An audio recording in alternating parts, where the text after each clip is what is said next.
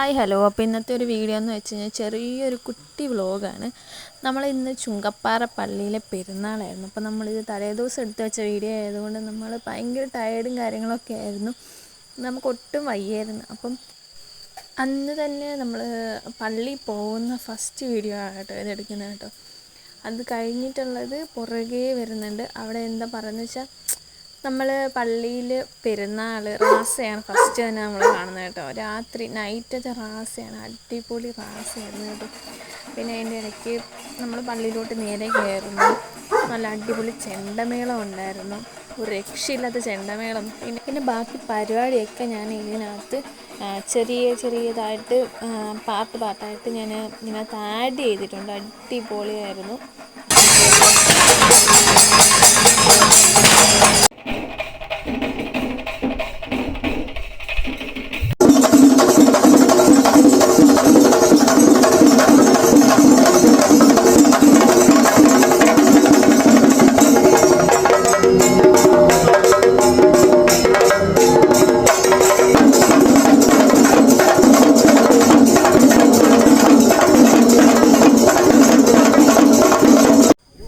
അപ്പം ഗേയ്സ്, ഞാൻ പറയില്ലായിരുന്നു, ഭയങ്കര ടയേർഡായൊരു ദിവസം. ഇന്ന് ഞങ്ങൾ കുർബാനയൊക്കെ കഴിഞ്ഞു.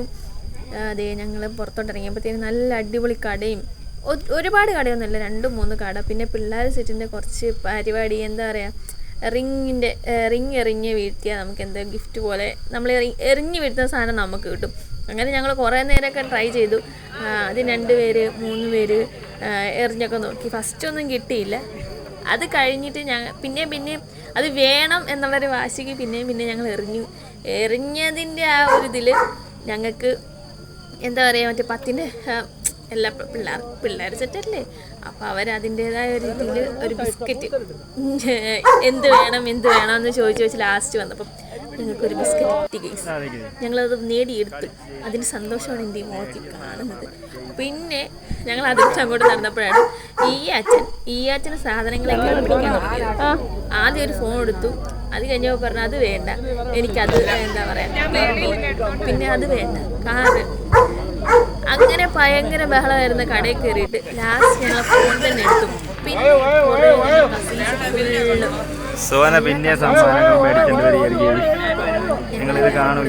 ഐസ്ക്രീം വാങ്ങിച്ചു. അപ്പോൾ തന്നെ സ്പോട്ടിൽ തന്നെ ഇരുന്നു.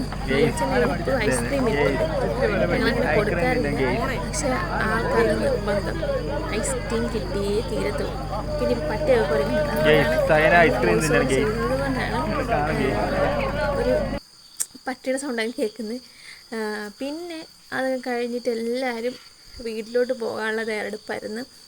അപ്പം കുറച്ച് നേരം പള്ളിയിലൊക്കെ നിന്ന് എല്ലാവരുമായിട്ട് സംസാരിച്ച്, എന്താ പറയുക, ഇതെൻ്റെ അമ്മ വീടായതുകൊണ്ട് അമ്മയുടെ കൂടെ പഠിച്ചവരും പിന്നെ അവിടെ അറിയാവുന്നവരും ഒക്കെ വന്ന് നമ്മളോട് വർത്താനമൊക്കെ പറഞ്ഞ് പിന്നെ നേരെ വീട്ടിലോട്ട്.